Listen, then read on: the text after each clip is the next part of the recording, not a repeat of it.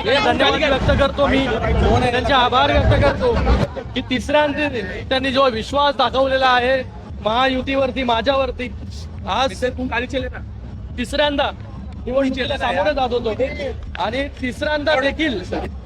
जे प्रेम पहिला 2014, 2019 आणि आता तिसरी वेळ देखील मोठ्या बहुमताने जे आहे ही कल्याण लोकसभेची सीट जी आहे ती लोकांनी जिंकून दिलेली आहे. सर्व शिवसेना असेल, भारतीय जनता पार्टी असेल, मनसे असेल,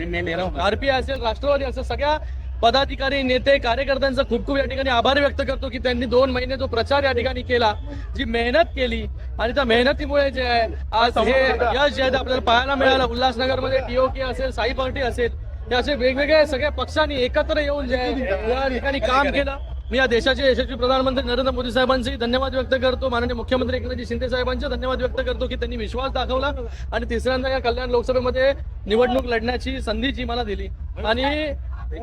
तिसऱ्यांदा मला वाटतं मोठं मताधिक्य जे आहे हे कल्याण लोकसभेमध्ये मिळतंय. आपण जर बघितलं ठाण्यामध्ये देखील नरेशजी मस्के,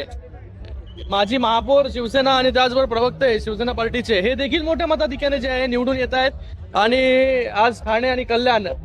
महाराष्ट्रामध्ये मोठ्या मताधिक्याने ज्या 2 सीट ज्या आहेत ते निवडून आलेले आहेत. सर हिंदीमध्ये